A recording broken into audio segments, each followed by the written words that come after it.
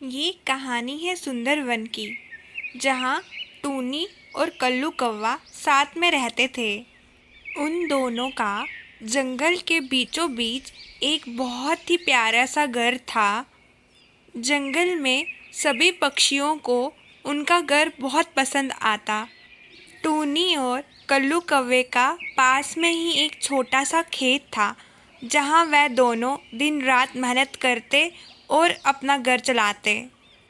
कल्लू जी, मुझे तो बहुत फिक्र हो रही है। बहुत जल्द मैं अंडे देने वाली हूँ। हम तो पूरा दिन काम पे होते हैं, तो हमारे जाने के बाद हमारे अंडों का ध्यान कौन रखेगा? तुम फिक्र क्यों कर रही हो टूनी? वैसे भी हमारा घर तो समुद्र के बीचों बीच है। यहाँ तक किसी का पहुँच पाना मुश्किल ही नहीं, नामुमकिन भी है। तुम तो ऐसे ही डर रही हो। कल्लू कौवे की ये बात सुनकर टूनी की जान में जान आ गई। कुछ दिनों के बाद टूनी ने 2 अंडे दिए। अंडों को देखकर टूनी और कल्लू कौवा दोनों फूले नहीं समा रहे थे। दोनों की खुशी का कोई ठिकाना न था। कल्लू जी, अंडों को देखकर तो मुझे काम पे जाने का दिल ही नहीं कर रहा है। मैं क्या करूं? लेकिन अब हम दोनों को पहले से भी ज़्यादा मेहनत करनी होगी, क्योंकि अब हमारे बच्चे भी आने वाले हैं। कह तो तुम ठीक ही रही हो टूनी, लेकिन क्या कर सकते हैं, काम करना भी तो जरूरी है। चलो भगवान के भरोसे छोड़ देते हैं सब। वह दोनों जैसे ही काम पे निकलते हैं, उनकी ये सारी बातें उस जंगल की एक खतरनाक चील सुन रही होती है। अरे वाह, क्या किस्मत पाई है मैंने। आज तो 2-2 अंडे खाऊंगी। क्या मजा आएगा। ये कहते ही चील टूनी के दोनों अंडे खा के वहाँ से चले जाती है। शाम को जब टूनी और कल्लू कौवा काम से वापस आते हैं, तो अपने अंडे ना पाके वह दोनों चिंतित हो जाते हैं। कल्लू जी, हमारे अंडे नहीं हैं। किसी ने हमारे अंडे खा लिए हैं। अब हम क्या करेंगे? तुम घबराओ नहीं टूनी, अंडे यही होंगे, तुमने कहीं रख दिए होंगे। कल्लू जी, मुझे अच्छे से याद है, मैंने तो अंडे इस टोकरी में रखे थे। अरे ये क्या, देखिए टोकरी में चील का पंख मिला है। इसका मतलब हमारे बच्चे चील खा गई है। हे भगवान, अब हमारा क्या होगा? अंडे ना मिलने के कारण टूनी और कल्लू कौवा दोनों ही बहुत परेशान हो गए थे। कल्लू कौवा टूनी को चुप करवा रहा था, जबकि वह खुद अंदर ही अंदर टूट चुका था। कल्लू जी, अब हम यहाँ नहीं रहेंगे। हम इस घर को छोड़ के हमेशा के लिए चले जाएंगे, क्योंकि हमारा खेत इस घर से बहुत दूर है। हम जब भी कभी अंडे देंगे तो चील तो हमारे अंडों को खा जाएगी। कह तो तुम ठीक रही हो टूनी, लेकिन हम रहेंगे कहाँ? हमारा तो इकलौता यही घर है। इसको छोड़ के जाएंगे तो क्या पता आगे कहीं घर मिले ना मिले। नहीं कल्लू जी, हम कुछ नहीं जानते। हम बस ये घर छोड़ के जा रहे हैं। चलिए जल्दी, अब हम यहाँ एक पल के लिए भी नहीं रुक सकते। ये कहते ही टूनी और कल्लू कौवा अपना घर छोड़ के कहीं दूसरे जंगल में चले जाते हैं, जहाँ उन्हें एक छोटा सा घर मिल जाता है। कल्लू जी, ये घर छोटा जरूर है, लेकिन यहाँ हम और हमारे बच्चे सुरक्षित रहेंगे। टूनी, एक बात तो मेरी समझ में नहीं आ रही कि हम अपना घर तो छोड़ के आ गए, हमारा खेत भी तो छूट गया है। अब हम काम कहाँ करेंगे? हमारे पास तो कोई जमीन नहीं बची है, और यहाँ तो कोई हमें जानता भी नहीं है, तो कोई हमें काम क्यों ही देगा? चलिए देखते हैं क्या होता है। पहले आप थोड़ा खाना तो खा लीजिए। सुबह से भूखे हैं आप। आपने भी कुछ नहीं खाया है। घर खत्म हो गए थे। ये एक मैगी का पैकेट बचा था तो मैंने यही बना ली। अब आप खा के बताइए कैसी बनी है। मैगी खाते ही कल्लू कौवे के दिमाग में एक आइडिया आ जाता है। टूनी, मैगी तो तुमने बहुत कमाल की बनाई है। अरे मेरे दिमाग में पहले ये बात क्यों नहीं आई? अगर मैं दिन भर बाहर जाके काम कर लूं और तुम घर पे ही अपना मैगी का एक स्टॉल खोल लो तो हमारा घर तो ठीक से चल जाएगा और हम दोनों को तो बच्चों की फिक्र भी नहीं सताएगी। अरे हाँ कल्लू जी, कह तो आप ठीक ही रहे हैं।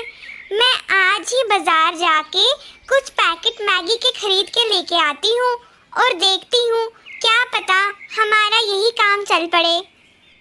टूनी ने अपना मैगी का एक स्टॉल खोल लिया जहां सब लोग उसकी मैगी की सराहना करने लगे। सबको टूनी की मैगी बहुत पसंद आई। उसकी दुकान पे सभी पक्षियों का दिन रात तांता लगा रहता। बहुत जल्द टूनी ने दोबारा अंडे दिए। इस बार टूनी और कल्लू कौवा बिल्कुल चिंतित नहीं थे क्योंकि इस बार टूनी घर रह के ही काम करती और अंडों का भी ध्यान रख पाती और कल्लू कौवा शहर जाके अच्छी नौकरी करने लगा था जिसके कारण उनकी अच्छी कमाई हो रही थी। ये कहानी है टूनी की। टूनी अपना घर चलाने के लिए फूलों का बिजनेस करती थी। उसने अपने घर के बाहर ही बहुत सारे फूलों की खेती कर रखी थी।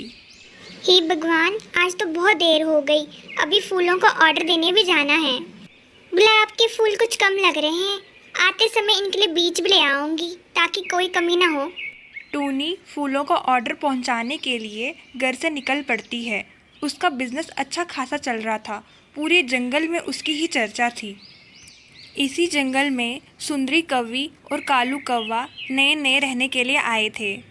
कल्लू जी, मैंने सुन रखा है कि इस जंगल में टूनी नाम की एक चिड़िया है जिसका कारोबार बड़ा अच्छा चल रहा है। यही सही मौका है कि हम उसका बिजनेस ठप कर दें और अपना फूलों का बिजनेस स्टार्ट कर दें। हाँ सुंदरी, कह तो तुम ठीक ही रही हो।